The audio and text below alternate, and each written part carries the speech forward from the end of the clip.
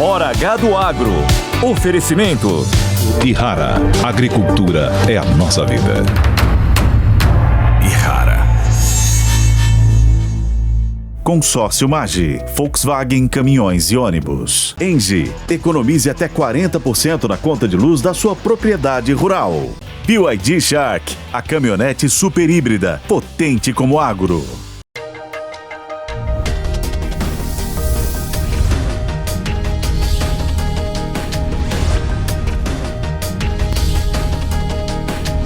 Hora H do Agro, com Kellen Severo. Olá, sejam muito bem-vindos à Hora H do Agro. Vamos aos destaques de hoje. Presidente da China, Xi Jinping, chega ao Brasil nos próximos dias. Nesta edição, você vai saber quais os interesses da China nesta nova era de relação comercial e política com o Brasil. Mas, presidente eleito dos Estados Unidos, Donald Trump, se encontra com Biden e inicia a transição de governo. O republicano já nomeou equipe para o novo mandato e analistas projetam efeitos nos mercados agrícolas. Com laninha fraco, safras de verão e inverno serão impactadas por outros fenômenos climáticos e a gente vai detalhar tudo isso para você. E tem também a projeção do governo com a maior safra de grãos da história no Brasil, com mais de 320 milhões de toneladas. Hoje você vai saber em um painel especial as principais mudanças para preços de soja, milho e fertilizantes. Tudo isso e muito mais a partir de agora. O Hora H do Agro já está no ar. O presidente da China, Xi Jinping, chegará ao Brasil na próxima semana. E as atenções estão voltadas para as relações políticas e comerciais que o líder do Partido Comunista Chinês fará com o governo Lula. Xi deverá participar da cúpula do G20, que ocorre no Rio de Janeiro, entre os dias 18 e 19 de novembro. E no dia 20, ele terá uma agenda em Brasília, onde deverá ser recebido pelo presidente Lula. A China é o principal parceiro comercial do agro brasileiro. Dados do Ministério da Economia indicam que os chineses foram destino de 33% de tudo que a agricultura e a pecuária do Brasil exportou de janeiro a setembro deste ano.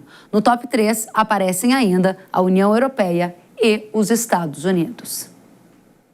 Entre os principais produtos enviados para a China está a soja, que aparece ali no topo do ranking. Na sequência, temos a carne bovina, a celulose, o açúcar e o algodão, entre os principais produtos exportados para o gigante chinês. E aí, o que a vinda de Xi Jinping ao Brasil vai significar para as relações comerciais, relações políticas e, claro, para o agro brasileiro? Essas são perguntas que eu farei ao Tiago de Aragão, diretor da Arco Advice, que é nosso convidado. Tiago, seja bem-vindo. Prazer estar aqui novamente. Para a gente também é uma satisfação ouvi-lo e eu quero começar já tratando da vinda do Xi Jinping, líder chinês que estará no Brasil. É um evento com grande repercussão comercial e política. Qual é o principal objetivo deles com essa agenda junto ao governo Lula neste momento? Olha, para a China, o Brasil é um país extremamente estratégico já há um bom tempo, não só pelas importações que a China faz em relação ao Brasil, mas o Brasil ele é muito importante como uma via de mão dupla, pelas importações que os chineses fazem das commodities brasileiras, como soja, como algodão, como carne bovina, mas também pela receptividade do mercado brasileiro para bens manufaturados chineses. Então, essa via de mão dupla acaba sendo extremamente estratégica e importante para os chineses. Mas existe um interesse do Xi Jinping de ampliar essa relação. E ampliar essa relação dentro do menu, do cardápio que a China pode oferecer, é algo muito ligado, por exemplo, à Rota da Seda. Uhum. E a participação do Brasil na Rota da Seda já é um desejo antigo dos chineses e que eles imaginam que agora seria mais fácil de trazer isso para o papel, de trazer isso para um acordo firmado com o governo brasileiro, principalmente levando em consideração a potencialidade de um governo mais protecionista nos Estados Unidos. Então, nós temos um momento que, na sua opinião, é favorável para que o Brasil anuncie a adesão à Rota da Seda, para todos estarmos na mesma página. A nova Rota da Seda é um mega projeto de infraestrutura da China que os chineses pretendem investir, por exemplo, bilhões de dólares no Brasil para fomentar o desenvolvimento de infraestrutura e até baratear a chegada de alguns produtos lá na China. É isso, Tiago? Quantos bilhões eles devem investir se o Brasil der o sinal verde para isso acontecer? Olha, o governo Lula pode deixar claro para o Xi Jinping que tem a intenção, e a partir daí inicia toda uma negociação doméstica, porque participar da Rota da Seda envolve várias responsabilidades do lado do país que receberia esses investimentos chineses. Bem ou mal, é um processo de endividamento. Você abre uma nova linha de crédito e essa linha de crédito ela vai gerar um endividamento que vai aprofundar ainda mais a relação de dependência que já é existente entre Brasil e China, e onde se aprofunda uma relação de dependência, você acaba gerando uma maior assimetria entre os países. Então, para que isso aconteça, o governo brasileiro teria que ajustar algumas coisas. E o governo chinês, eles entendem que a melhor forma de gerar uma relação com alguém é você gerando uma relação de linhas de crédito e de endividamento. O volume que os chineses investiriam, isso é muito relativo, porque os chineses eles sempre anunciam possibilidades muito maiores do que na prática acaba acontecendo. Isso dependeria também de quais acordos ou projetos de infraestrutura o governo chinês participaria. Ainda está muito incipiente para fazer uma leitura de como seria, mas naturalmente os chineses vão oferecer o céu e a terra para o governo brasileiro, porque ter o Brasil na Rota da Seda é de suma importância estratégica para os chineses. Você falou que o governo Lula pode dar uma sinalização positiva de uma intenção de fazer parte desse novo projeto chinês chamado de Rota da Seda, e você falou sobre essa situação de vulnerabilidade que o Brasil se colocaria numa dependência do crédito estrangeiro chinês, nesse endividamento, usando as suas palavras. Alguns críticos à ideia do Brasil aderir à Rota da Seda dizem que seria uma espécie de colonização moderna que a China estaria fazendo com o Brasil, o que deixaria parte da soberania brasileira bastante em xeque. Você concorda? Eu acho muito exagero e eu acho que usar esses termos adiciona uma dramaticidade desnecessária numa situação como essa. O que eu acho é, basicamente, você abrir uma conta no banco e pegar empréstimos que você não precisa e você não tem muita noção de como vai ser o processo de pagamento dessa dívida ou dos juros que vão ser exigidos em cima disso. Para mim é uma coisa muito mais simples e pragmática assim. O governo brasileiro é um governo que, historicamente, é um governo rico, desorganizado, perdulário, mas rico. O que a China traz para a mesa é oferecer linhas de crédito para projetos de infraestrutura que geralmente casam bem com países que têm uma dificuldade muito grande de manter ou gerar esses projetos, países que têm uma capacidade de infraestrutura baixa, pobre, que não é necessariamente o caso do Brasil, e países que não têm de onde levantar crédito. O Brasil tem, inclusive, a capacidade de aumentar parcerias público-privadas, flexibilizar, simplificar e melhorar o processo de licitação e tudo isso fazer internamente. Então, na prática, não precisaria do que os chineses trazem. Muito bem. Qual é a vantagem para o Brasil ao aderir a esse projeto grande de infraestrutura chinês, se essa é uma das principais agendas que você projeta para o Xi Jinping aqui no Brasil? O que o Brasil ganha em aderir a esse projeto? Olha, o que o Brasil ganha é de ficar bem com o seu principal comprador. E sabemos que os chineses eles têm uma forma muito direta e algumas vezes relativamente agressiva de conseguir o que eles quiserem dentro de uma negociação. Então, nós já tivemos episódios no passado de inspeções sanitárias não programadas ou de inspeções sanitárias que atrasaram o desembarque de grãos de determinados navios em portos chineses. Tudo isso acaba sendo respostas do governo chinês em relação a uma insatisfação que eles têm em relação ao governo brasileiro. Dentro de uma situação de dívida, isso se anula, porque assim a China passa a ser endividado, e aí a flexibilidade do governo brasileiro de atender as necessidades chinesas acabam subindo muito mais.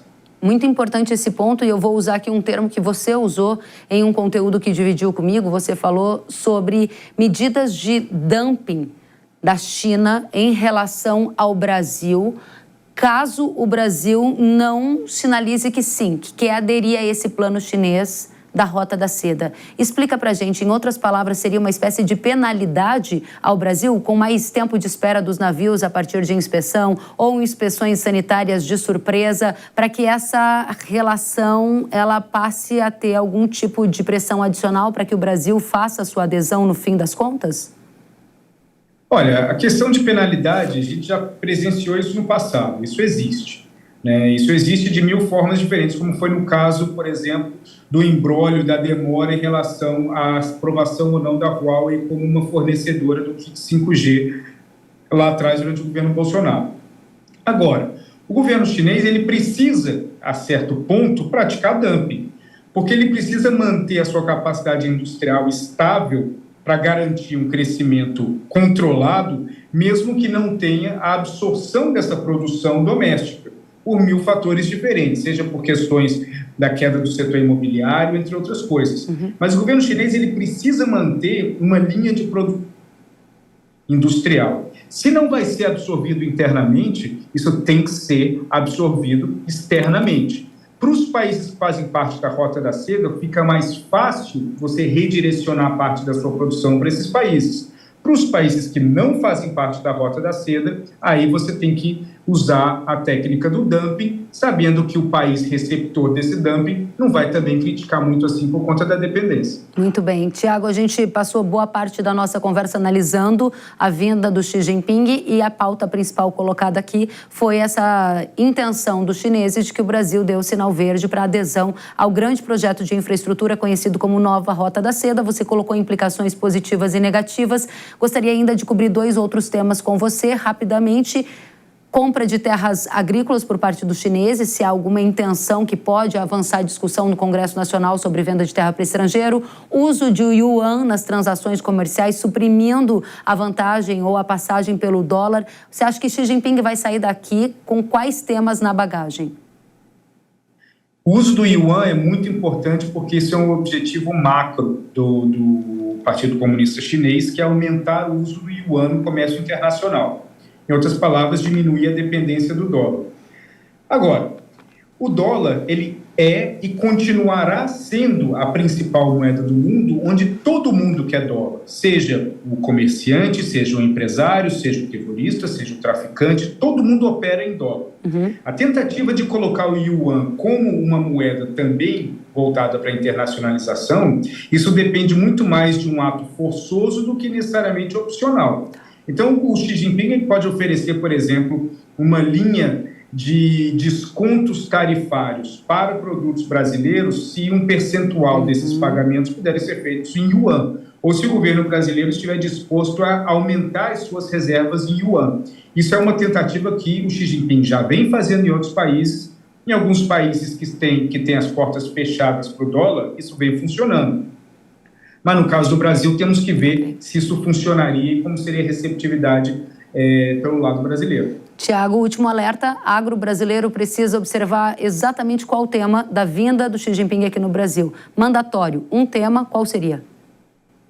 Essa questão da compra de terras agrícolas eu acho que é muito importante, isso é um objetivo clássico e antigo dos chineses, eles pretendem fazer isso. E outro ponto importante é observar qual vai ser o humor do Xi Jinping ao final da reunião, porque esse humor ele pode determinar algum tipo, leve ou não, de retaliação, que poderiam ser o que eu mencionei antes, as inspeções sanitárias não programadas ou até demoras para os navios poderem ancorar em portos chineses. Tiago de Aragão, muito bom ouvi-lo e antecipar para a nossa audiência o que deve ser e qual deve ser o tom da visita do líder chinês Xi Jinping aqui ao Brasil. Volte sempre, Tiago de Aragão, que é diretor da Arco Advice. Até a próxima. Até a próxima, muito obrigado. Obrigada a você. E a consultoria Vale Agro revela que a vinda de Xi Jinping também pode confirmar a abertura de novos mercados para o agro brasileiro. Vamos conferir. Em termos de expectativas do agro, há uma expectativa de abertura de novos mercados, entre eles o sorgo, o gergelim, a uva de mesa, todos eles elementos que já estão sendo negociados há algum tempo, e há uma expectativa de que agora essas negociações se concretizem e que os anúncios sejam feitos. Isso é muito bom para a agricultura brasileira, acaba diversificando as possibilidades de exportação que o Brasil tem, e isso pode enriquecer a nossa cesta exportadora. Então, são iniciativas interessantes. A uva é um produto de alto valor agregado, por exemplo, e tudo isso pode trazer bons resultados para o agro brasileiro e para as zonas rurais no Brasil. A gente vai continuar acompanhando, até porque uma comitiva brasileira esteve na China nos últimos dias e tem outras negociações acontecendo ao longo dessa edição. Nós voltamos a este assunto. E agora a gente vai até os Estados Unidos, ou melhor, vamos atualizar as pautas dos Estados Unidos que importam para o agro, porque o presidente eleito, Donald Trump, nomeou parte da equipe para o novo mandato. E analistas já projetam efeitos nos mercados agrícolas. Donald Trump já se encontrou com Biden para tratar do período de transição entre os governos. Ele começou a oficializar os principais nomes que vão compor a nova equipe. Defesa, eficiência governamental, meio ambiente, geopolítica são algumas das áreas que ele já indicou quem serão os seus braços direitos. Os principais nomes que se destacam, por exemplo, está o nome de Elon Musk para o Departamento de Eficiência Governamental. Musk foi um importante apoiador de Trump durante a campanha. Outro destaque é para a escolha de Lee Zeldin para chefiar a Agência de Proteção Ambiental. Trump disse que o indicado vai tomar decisões de desregulamentação e que vai estabelecer novos padrões de revisão e manutenção ambiental. Na outra tela, a gente também vê uma série de outras indicações que aconteceram para áreas como a área de defesa dos Estados Unidos. Vamos tratar das novas indicações de Trump e os efeitos para o mercado agrícola com Alê Delara, que é diretor da Pine Agronegócio. Alê, seja muito bem-vindo ao Hora H do Agro. Olá, Kellen, obrigado pelo convite, é sempre uma alegria falar contigo. Ale, diga pra gente, a nomeação de Marco Rubio como secretário de Estado gera preocupações no mercado em função da linha dura que ele deve assumir em relação à China? Como essa notícia já repercute? Sim, eu acredito que o Marco Rubio seja o primeiro passo do Donald Trump contra a China. O senador da Flórida ele já tem um longo histórico de atritos com a China. Ele já apoiou manifestações pró-democracia de Hong Kong em 2020, que ele rendeu ali restrições de visita ao país. Ele apoia questões como Taiwan também, a independência de Taiwan, e ele tem uma visão muito protecionista contra a China, contra a transferência de tecnologia, contra importações, inclusive, de bens de pequeno porte, de courier, lá para os Estados Unidos. Então, é uma linha dura, realmente deve estar preocupando ao setor exportador da China nesse momento. Você entende que, a partir dessa nomeação, Trump fez o primeiro movimento claro contra a China? Sim, eu acredito que sim.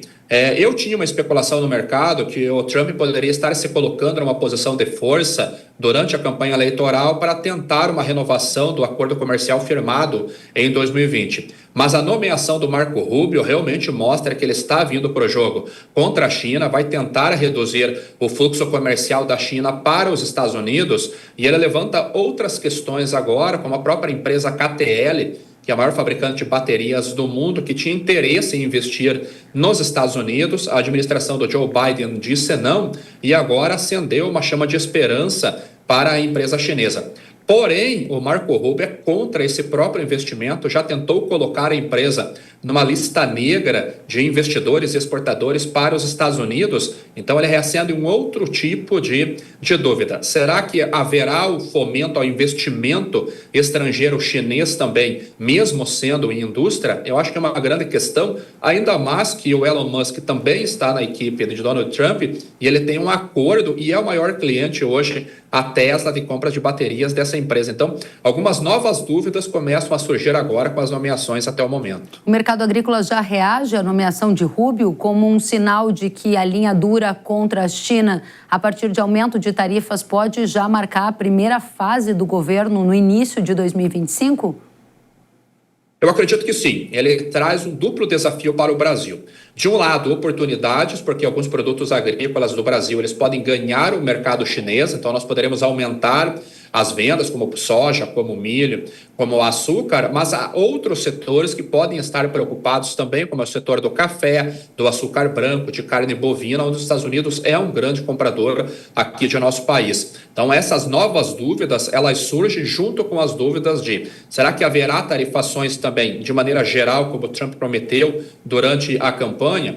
E algo que ainda não chega a ser uma dúvida, mas traz uma pulguinha atrás da orelha nós tivemos um exemplo em 2020, se eu não estou enganado, com os Estados Unidos proibindo o Brasil de comprar cloreto de potássio de Belarus, após o Lukashenko ter prendido 2 jornalistas que estavam indo à Lituânia.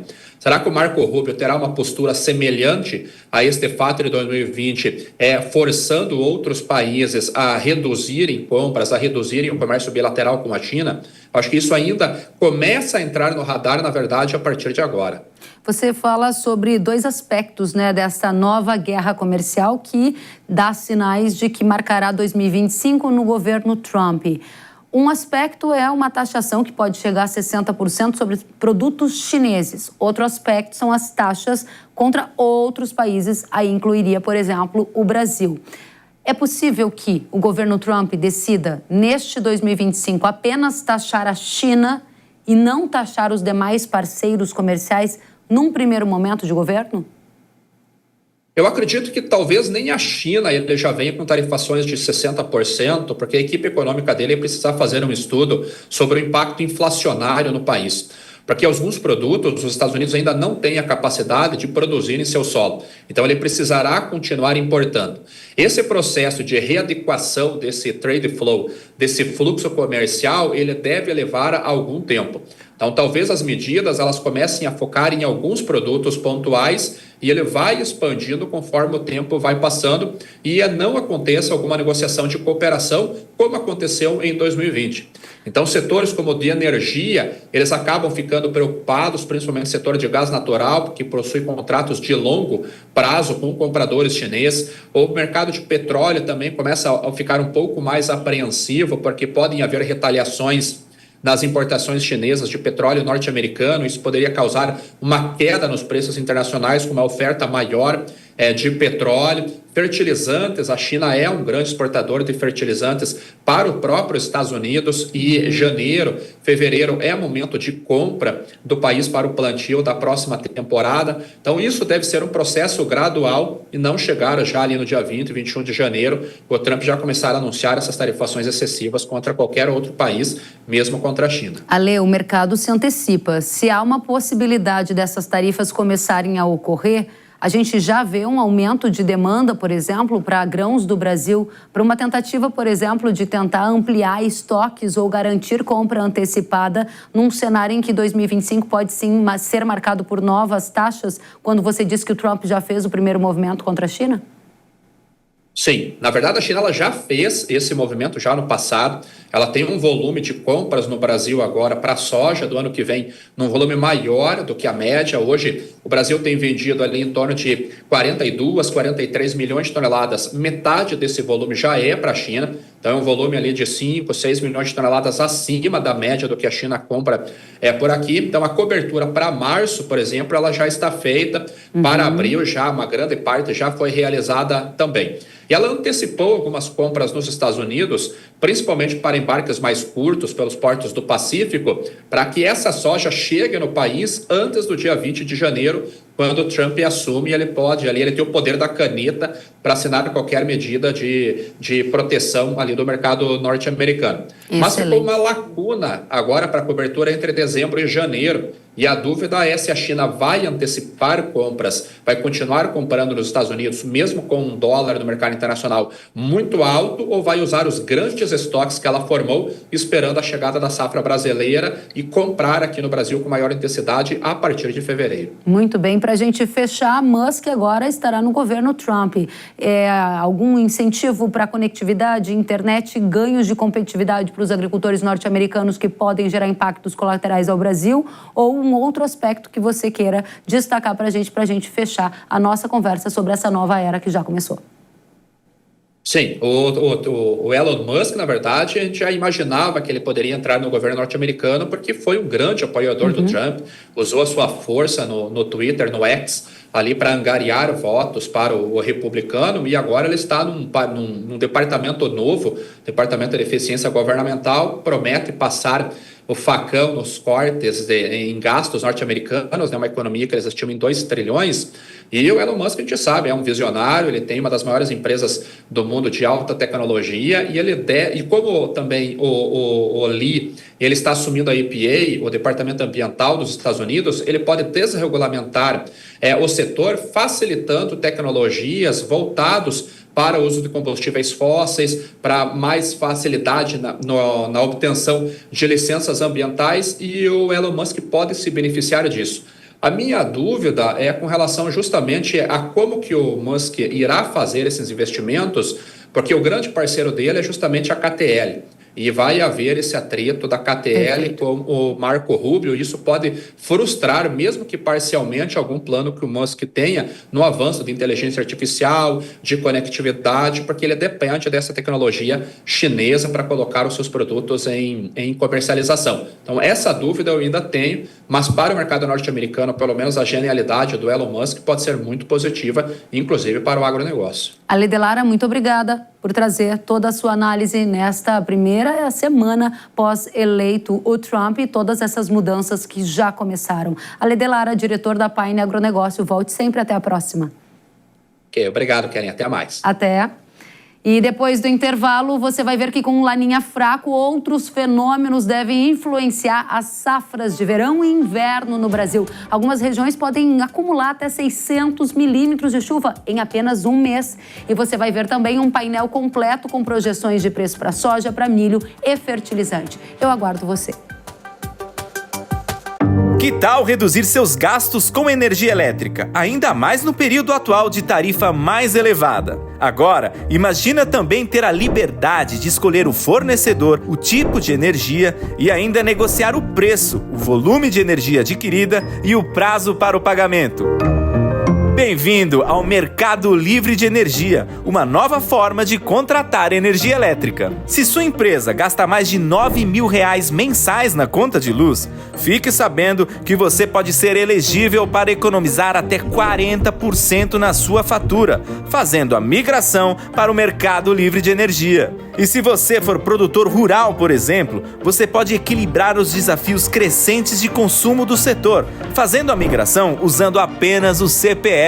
No Mercado Livre de Energia, você tem autonomia para escolher o fornecedor de energia e sabe o quanto vai pagar por mês. É só escolher e negociar com uma geradora ou comercializadora privada de energia, como a ENGIE, que é líder na geração de energia 100% renovável no Brasil e referência no mercado livre de energia no país. Com a ENGIE, sua empresa tem fornecimento garantido, previsibilidade de custos, consumo de energia renovável e muito mais. Tudo isso sem comprometer a qualidade da energia fornecida ao seu negócio, tornando mais competitivo e sustentável. Então, se sua empresa tiver um gasto de energia elétrica superior a R$9 mil, é só solicitar a migração com a ENGIE em apenas 4 passos e economizar até 40% da sua conta de luz. Quer economia, segurança e sustentabilidade para o seu negócio? Então conte com a ENGIE! Acesse engie.com.br/Mercado Livre, faça uma simulação de economia e conheça nossos produtos.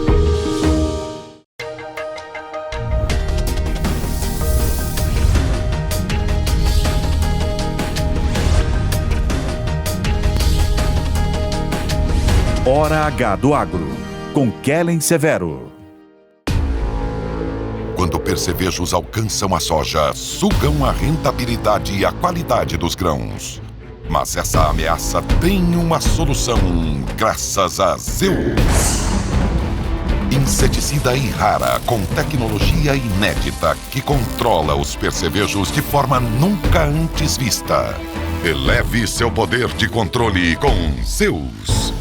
Produto de uso agrícola. Venda sob receituário agronômico. Consulte sempre um engenheiro agrônomo. Olá, galera. Aqui é Zico. Eu tenho a dica certa para você que não leva apenas sua carga, mas impulsiona o progresso. O consórcio MAGE Volkswagen Caminhões e Ônibus é ideal para ter seu caminhão novo ou renovar a sua frota. Zero de entrada, parcelas a partir de R$ 2.800 e aqui o cartão vermelho é para os juros. Dê o primeiro passo para essa vitória. Consórcio MAGE Volkswagen Caminhões e Ônibus, a estrada da conquista começa aqui.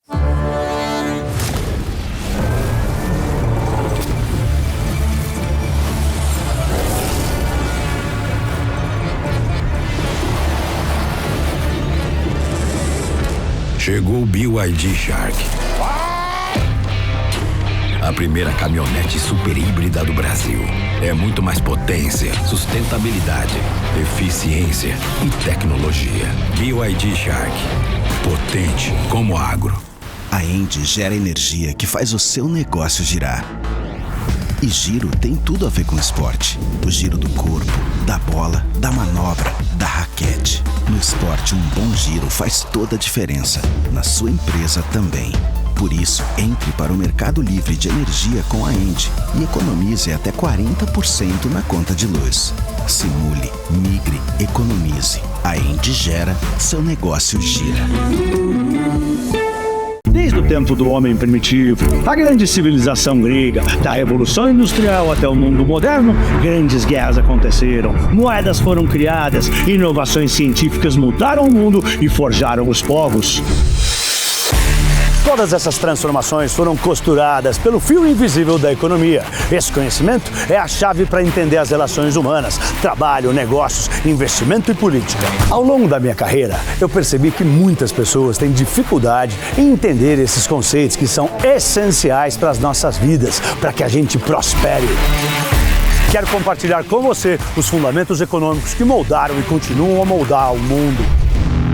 Entenda os segredos e transforme a sua forma de investir com o meu novo curso Economia Touro, os 200 conceitos que interessam. Acesse agora newcursos.com.br e comece a sua jornada. Vai, Torinho!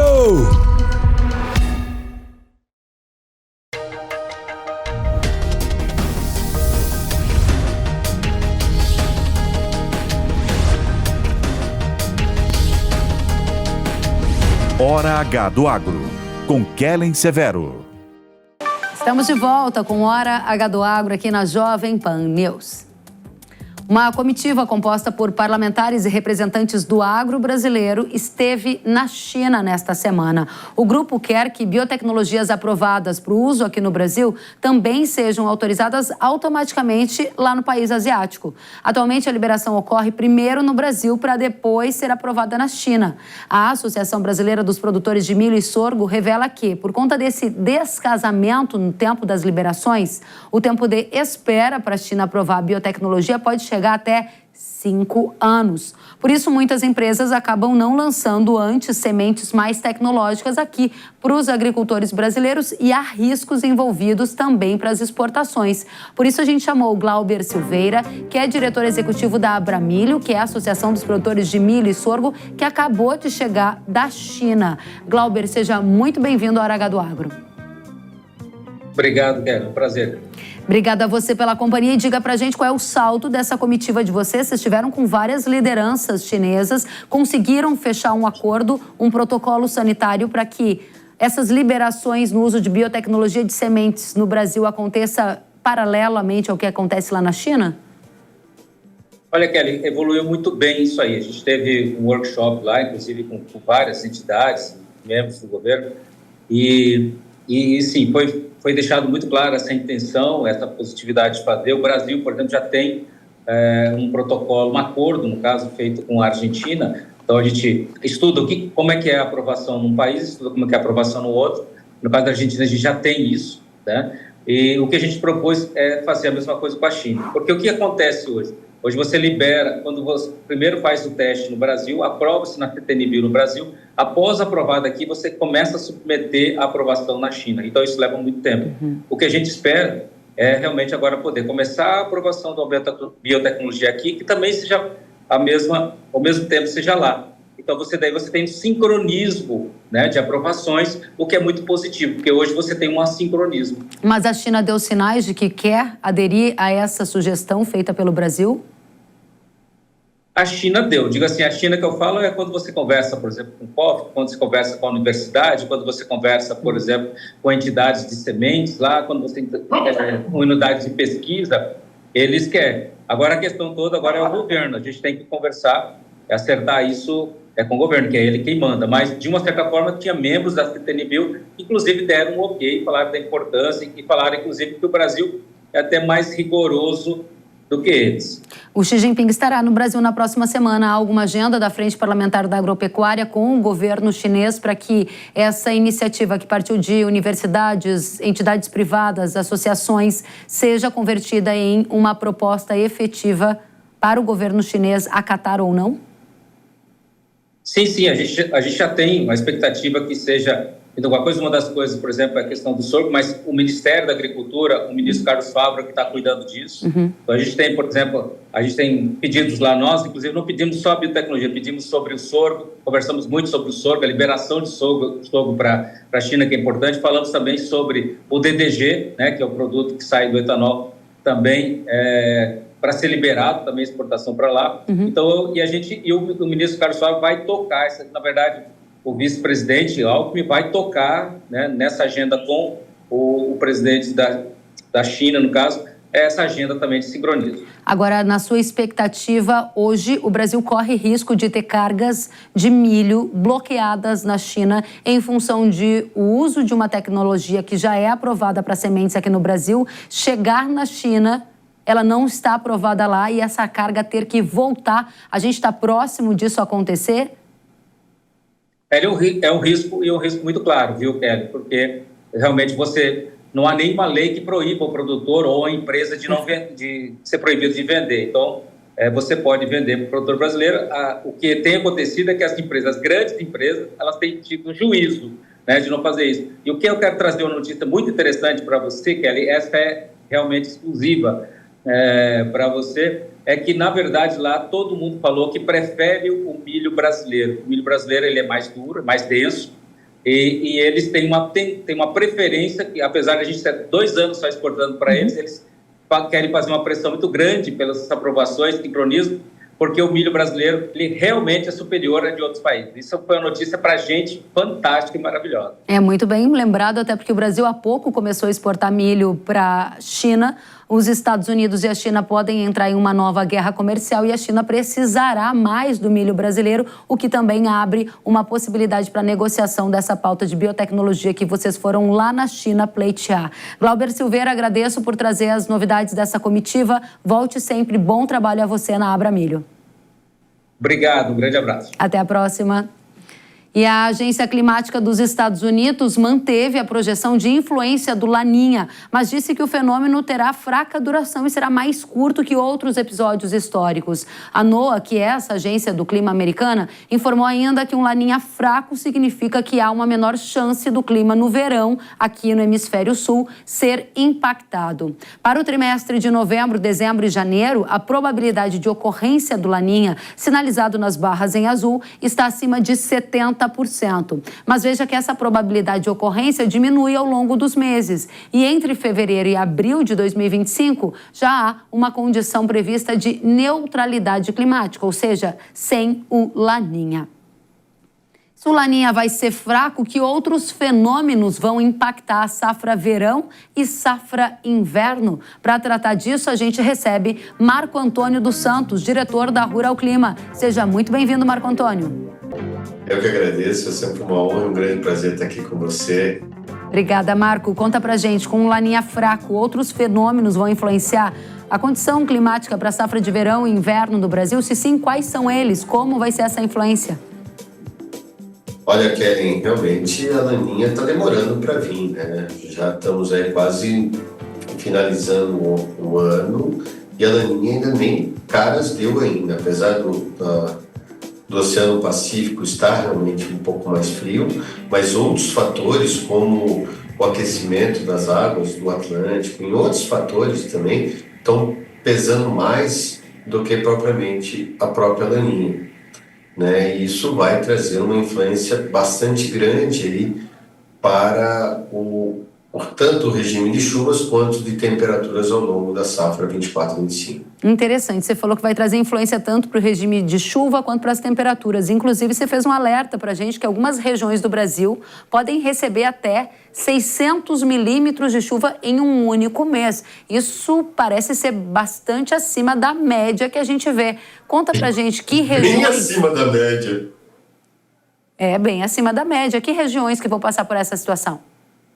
Olha, Kellen, o que nós estamos vendo é que assim, a primavera ainda continua com chuvas, como está acontecendo agora, né? Frentes frias passando regularmente e trazendo chuvas. Horas um pouco mais regulares, horas um pouco menos, mas acho que o grande problema dessa safra é com excesso de chuvas. No ano passado nós tivemos problemas com falta de chuvas e temperaturas elevadas, né, na safra 23-24. Para a safra 24-25 é o oposto. Chuvas em excesso, principalmente nas regiões do Sudeste, Centro-Oeste e também das regiões mais norte, como Tocantins, Bahia, Maranhão, Piauí, Pará, podem receber altíssimos volumes de chuvas. E, por outro lado, são as temperaturas só que baixas esse ano, né? Veja o que está acontecendo essa semana. Nós tivemos uma onda de frio chegando, uma massa de ar polar que levou ao declínio das temperaturas no meio da semana. Isso porque nós estamos falando já no meio de novembro, né? Então, realmente, é um ano totalmente diferente do que foi a safra passada. Então, você já deu uma pista de quais são as regiões que vão receber até 600 milímetros acumulados em um mês. Vamos mostrar nos mapas essa projeção a partir de dezembro. Dezembro na tela, arte, para você nos chamar a atenção. Qual é o principal ponto que a gente precisa prestar atenção para dezembro, Marco? Olha, se você olhar dezembro, essas manchas vermelhas, mas indo para o roxo, são chuvas bem acima da média, né? Então, e onde elas estão concentradas? Bem na faixa central, compreendendo aí o Sudeste e partes do Centro-Oeste.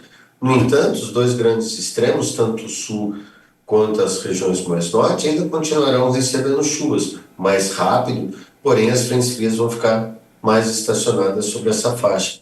E no mapa, né, no outro lado, você vai ver aí temperaturas abaixo da média, né, onde estão essas manchas mais azuladas. Ou seja, isso só indica maior nebulosidade, maior presença de frentes frias e dias mais chuvosos, né? Importante esse então, alerta. Isso é uma preocupação. E dezembro vai manter essa chuva e janeiro vai continuar assim? Pode continuar, Marco. A gente vai colocar o mapa e você continua a sua análise. Olha, janeiro piora a situação, né? Se você olhar, aí já começa a aparecer até manchas roxeadas, que são excesso de chuvas e temperaturas ainda mais baixas. E com o andamento do plantio da soja agora, ele ficou muito concentrado tanto para o final de janeiro e principalmente para o mês de fevereiro. Então esse excesso de chuvas em janeiro, e aí está mostrando nesse mapa, não ilustra, mas dos 31 dias de janeiro pode chover acima de 20 dias. Ou seja, é muita chuva e principalmente tempo muito nublado. Isso pode afetar enchimento de grãos. Então, os grãos podem estar bonitos, lindos, mas com peso menores, ou seja, com menor produtividade nessas regiões por conta de luminosidade. Essas regiões que você está chamando a atenção que vão ter bastante chuvas, algumas vão chegar até 600 milímetros de chuva. Isso vai ser em qual estado brasileiro? Olha, se você pegar, são onde estão essas manchas roxas, que é o Mato Grosso, Goiás e partes ali da região do Pará. Ou seja, quase, se você pegar Mato Grosso e Goiás, você tem aí no mínimo 30% da safra brasileira, né? Lógico. Então, Kellen, realmente, essa foi a nossa grande preocupação desde o começo, quando a gente falava, como a gente falou, né, os nossos clientes, nas palestras, e até aqui com você, né, que a gente sempre comentou que a nossa grande preocupação não era com a primavera, apesar das chuvas chegarem tarde esse ano, como aconteceu, e o plantio ser um pouquinho mais tarde, mas o poder do produtor é tão grande, né, de plantio, que já está até bem acima do que foi o ano passado. Só que a nossa grande preocupação era com o verão, por conta do excesso de dias chuvosos e também o alto volume concentrado na colheita, porque olha o mês de fevereiro. Pois é, a gente vai chegar em fevereiro, eu vou pedir para o pessoal já colocar na tela e aí a nossa audiência vai observar os mapas enquanto eu faço uma pergunta a você, Marco. A Conab está projetando uma safra recorde, com cerca de 166 milhões de toneladas de soja. Consultorias privadas também projetam safras, inclusive, superiores a 170. Vão começar a revisar o número em função desse excesso de chuva que vai quebrar a safra ou não? Vai ter muita chuva, mas não chega a ter uma quebra de safra? Kelly, eu acho que o grande problema não vai ter quebra de safra. O excesso de chuvas não chega a quebrar safra. É diferente quando você tem uma grande seca, como aconteceu ano passado, ou como aconteceu exatamente há 2 anos atrás, então 3 safras atrás, no sul do Brasil. Tá? O que prejudica é a qualidade do grão. Então, muito produtor pode ter grão avariado, uma quantidade maior de grão avariado. Só que quando isso vai para o armazém, vai secar, a soja está lá. Ele não deixa de colher, ele não deixa de ter a soja. Então, falar que vai ter uma revisão, eu acho muito prematuro ainda. Então, falar que vai ter uma quebra de safra, eu acho muito prematuro ainda falar isso. Muito tá? bem. Mas que eu acho que o grande problema que essas chuvas vão trazer muitos transtornos. Porque você imagina, 80% do Mato Grosso, do Goiás, de Minas vão ser colhidos, né, dessa soja vai ser colhido em pleno mês de fevereiro. Fevereiro que está na tela, né? E aí você chama a nossa atenção que é um fevereiro úmido. Aí você pega 10 dias chovendo, você imagina o caos logístico que isso pode trazer. Levar os caminhões para os armazéns, secar essa soja. Então isso começa a trazer mais problemas logísticos, e aí, lógico, no bolso do produtor, por causa de soja variada, do que propriamente para a produção. Marco, para a gente fechar, o alerta está bastante claro, um laninha fraco, meses de dezembro, janeiro, fevereiro, com chuvas acima da média em várias regiões.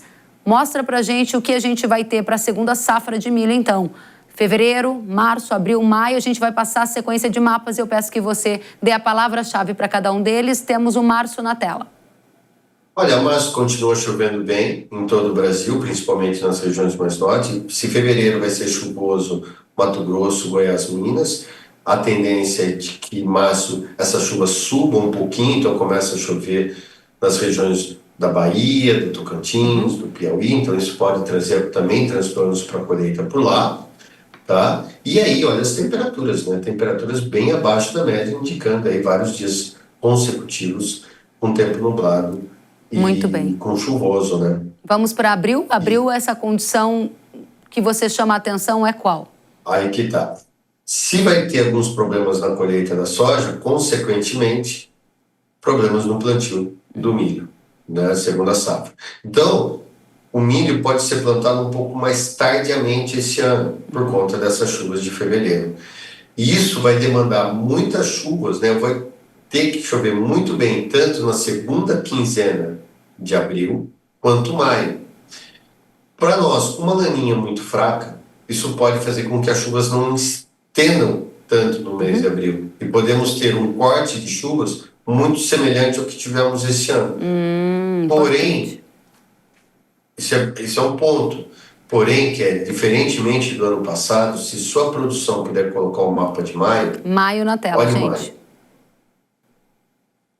Está dando chuvas. Então, o que nós estamos vendo? Que há uma possibilidade muito grande desse ano das chuvas ocorrerem também em maio. Então, dificilmente, ao longo do outono de 25, teremos a mesma seca que nós tivemos esse ano. Então, é bem provável que tanto maio quanto até mesmo junho tenhamos algumas chuvas. Vai ser bom para o milho? Provavelmente sim, mas vai depender muito da época de plantio da cultura.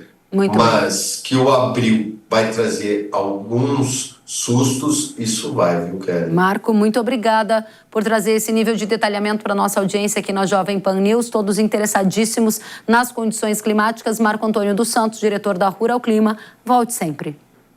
Eu que agradeço, é sempre uma honra e conte sempre com a gente. Obrigada, igualmente, até a próxima.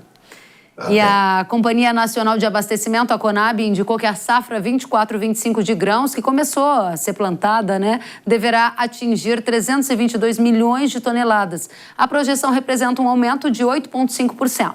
O motivo para esse otimismo é um aumento de área plantada e também uma expectativa de melhora na produtividade média das lavouras. A soja tem projeção de safra recorde, com 166 milhões de toneladas, aumento de 12,5% em relação à temporada anterior.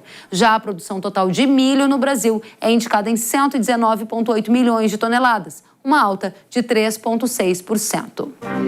E agora a gente vai para um painel para analisar as tendências nos mercados de soja, de milho e também de fertilizantes. Para essa conversa, quero receber Vlamir Brandalize, que é analista de mercado da Brandalize Consulting, e também Marcelo Melo, que é head de fertilizantes da StoneX. Primeiramente, sejam muito bem-vindos. Obrigada por estar conosco. Começo com você, Vlamir. Diga pra gente, o preço da soja está no pico e daqui para diante, à medida que os grãos do Brasil, safra recorde prevista pela Conab, forem entrando, o preço vai cedendo ou não? Com a nova guerra comercial, o destino do preço do Brasil é para cima?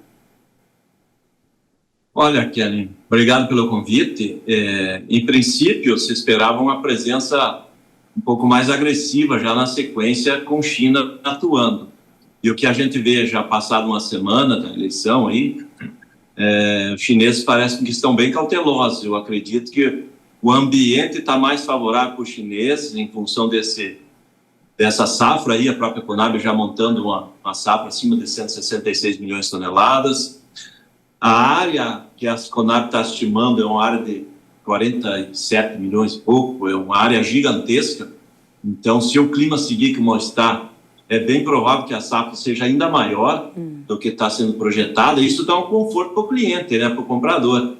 Eu acredito que o ambiente do momento, analisando esse momento, nós estamos talvez no pico das cotações e provavelmente passando aí para frente, entrando em dezembro, nós poderemos ter uma pressão negativa nos prêmios também, porque um excesso de oferta e principalmente porque nós estamos com a safra concentrada em praticamente 4 semanas, em função do atraso das chuvas, nós vamos ter ali no final de fevereiro e o mês de março 130, 120 milhões de toneladas chegando ao mesmo tempo, que é uma coisa que nunca aconteceu no Brasil.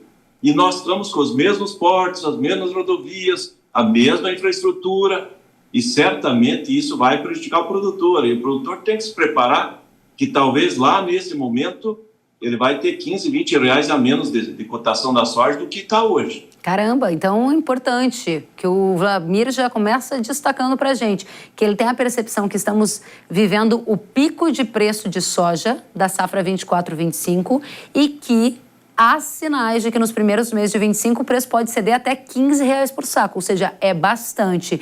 Pega o carona nisso que o Vlamir acabou de falar e transfiro para você, Marcelo Melo, que é especialista em fertilizante. Diante deste cenário que temos hoje, seus clientes já estão fechando adubo para a safra 25-26, ou seja, aquela que ainda está começando a ser planejada? Esse fenômeno já está acontecendo?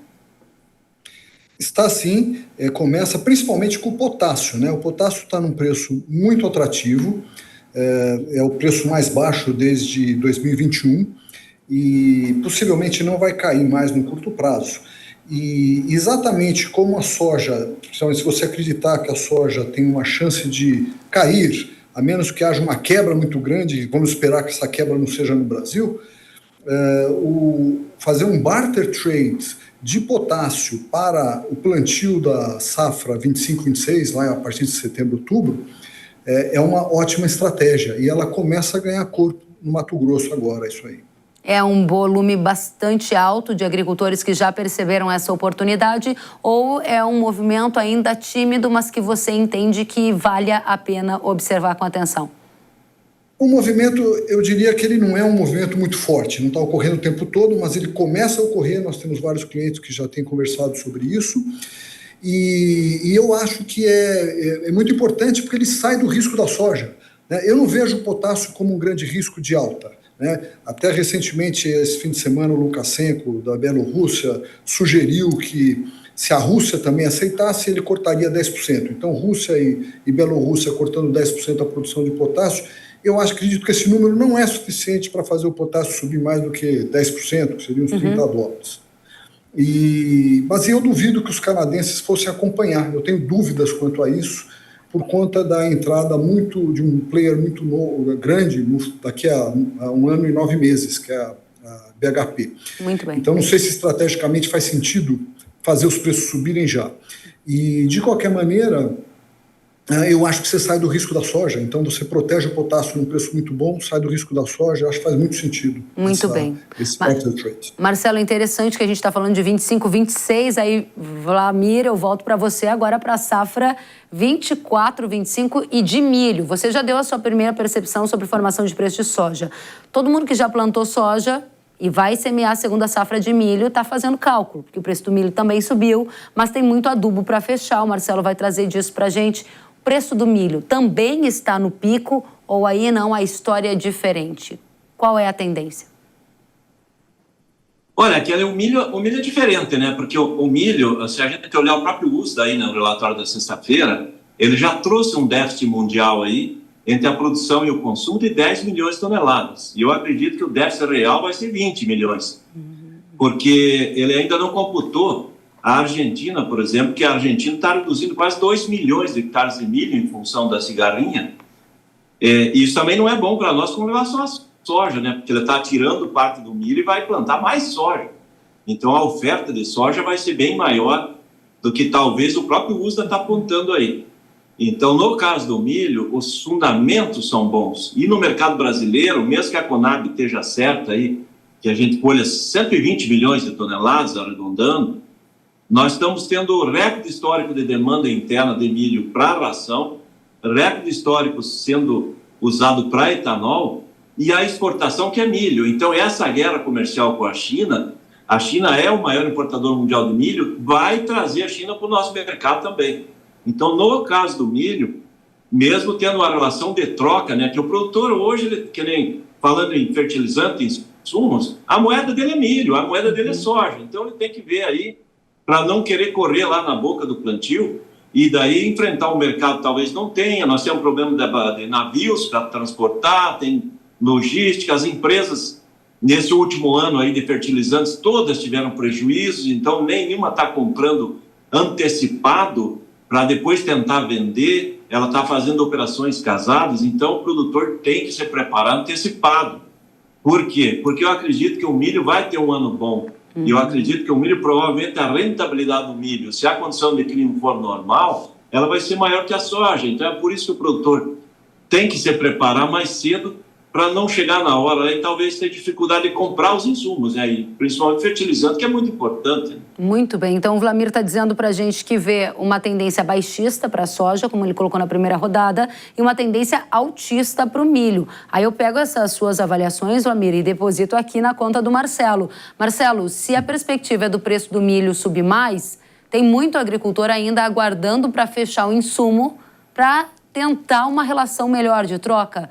Na prática, o que eu estou te perguntando é, a compra do fertilizante para a safra de milho de inverno está atrasado em relação à média histórica? Olha, na verdade, então, nós realizamos essa pesquisa a cada 3 meses e começamos a de novembro agora, foi na sexta-feira passada.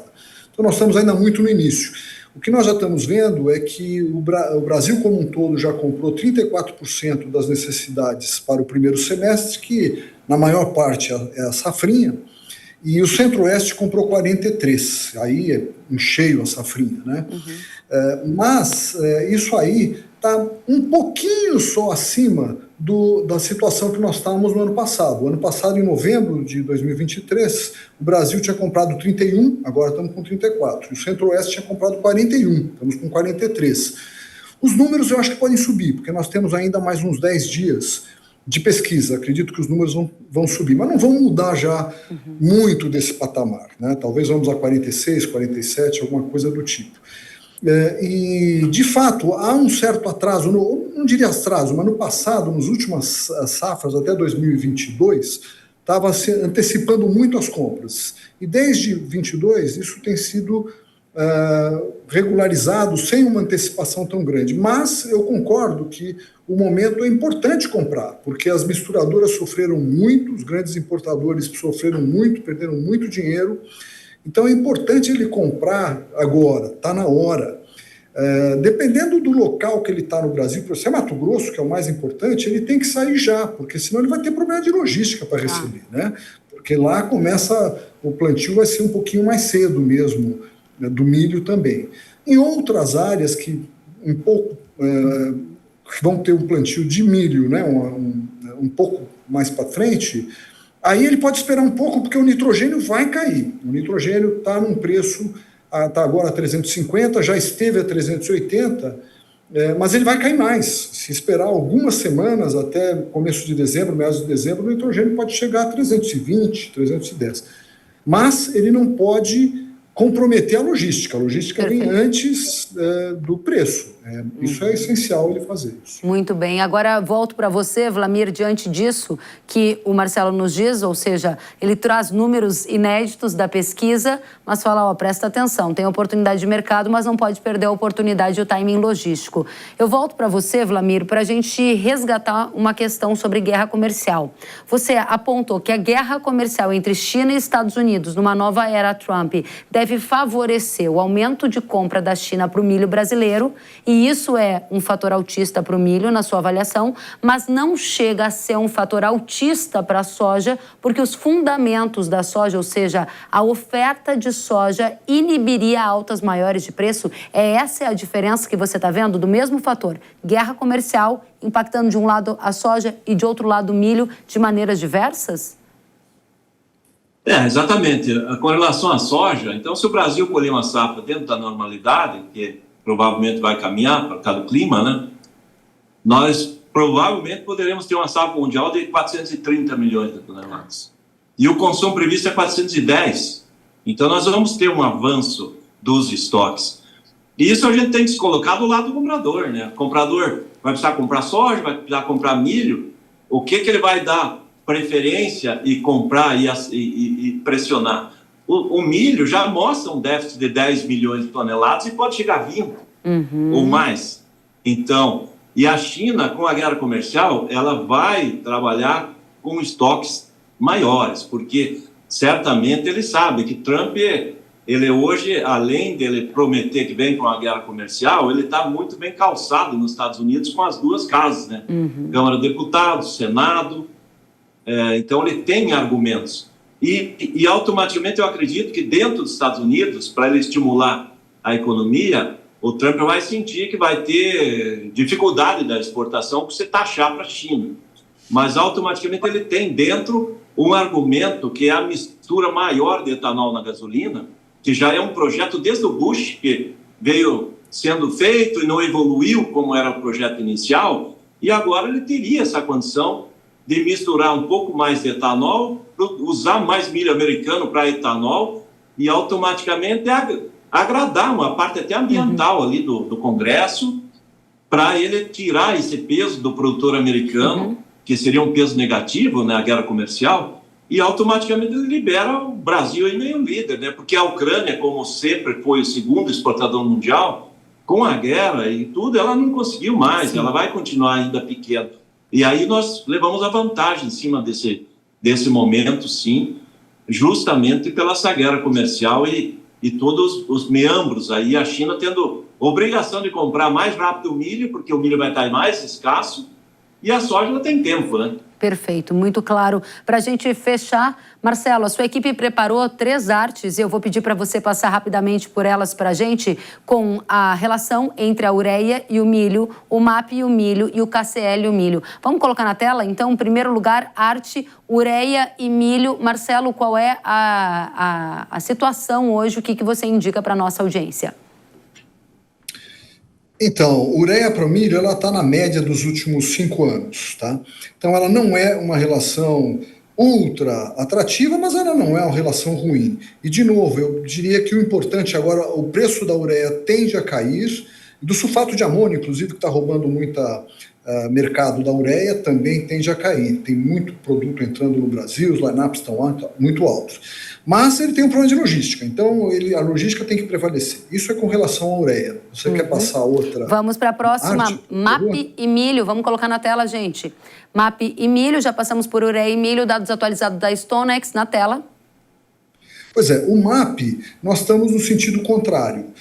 O preço do MAP está forte, está caro. Então, mesmo para o milho, que está num preço comparativamente à soja melhor, né, do que a da soja, a relação de troca ela está pior que a do ano passado. Você vê aí, nós estamos nas 30% piores relações de troca para o MAP.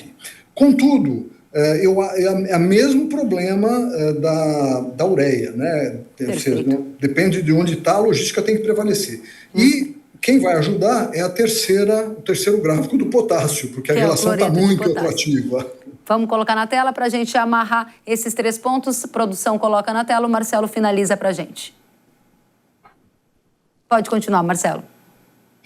Então, a relação de troca do potássio, ele está basicamente nas 30% melhores relações dos últimos 5 anos. Então, ela é muito atrativa, muito bom, e isso ajuda o produtor agrícola a conviver com o preço de fósforo, que de fato está mais apertado no mercado internacional, a um preço mais alto. Muito bem, quero agradecer. Obrigada à nossa equipe que colocou as artes e obrigada a você, Wlamir Brandalize, por estar conosco nesse feriadão aqui no Brasil, trazendo as atualizações de mercado de soja e milho para a nossa audiência. Volte sempre, Brandalize. Obrigada. Eu que agradeço. Até uma próxima. Até uma próxima. Marcelo Melo, head de fertilizantes da StoneX Brasil. Obrigada pela companhia. Volte sempre também. Eu que agradeço. É um prazer a oportunidade. Obrigada. A gente que agradece. Até. Tchau. E as importações de lácteos pelo Brasil seguem aquecidas. Dados da Secretaria de Comércio Exterior indicam que o Brasil importou em outubro 203 milhões de litros em equivalente leite, aumento de quase 14% ante o mesmo mês anterior. Com isso, as compras de janeiro a outubro atingiram 1,8 bilhão de litros, maior volume da história para o período e uma alta de quase 20%. As importações aquecidas de leite são um dos motivos apontados por especialistas para também as dificuldades que alguns produtores passam aqui no país. E lá na Europa, agricultores do sul da França fizeram uma manifestação, um protesto em frente à Comissão Europeia. Eles são contra o acordo comercial entre o Bloco e o Mercosul e fizeram uma manifestação em meio ao receio de que o tratado possa ser finalizado durante a cúpula do G20 aqui no Brasil, que vai acontecer entre os dias 18 e 19 de novembro. Os grupos agrícolas da Europa afirmam que as regras ambientais são rigorosas no Bloco e que um acordo com o Mercosul poderia inundar o mercado europeu com importações com padrões ambientais e trabalhistas inferiores, que não é verdade, claro. Trata-se de uma competição comercial que preocupa os agricultores europeus em relação à potência que é o agro brasileiro. E agora eu tenho um recado para você.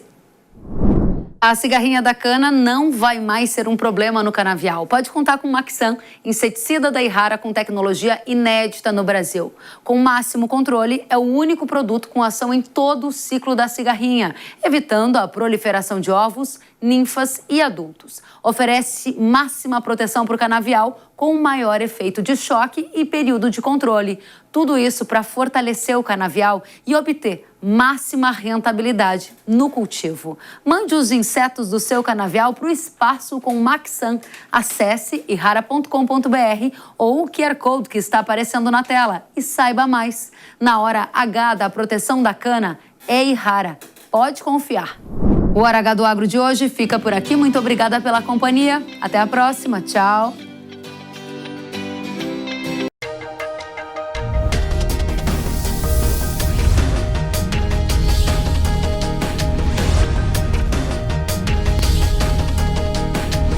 Hora H do Agro, com Kellen Severo. Hora H do Agro. Oferecimento. Irrara. Agricultura é a nossa vida.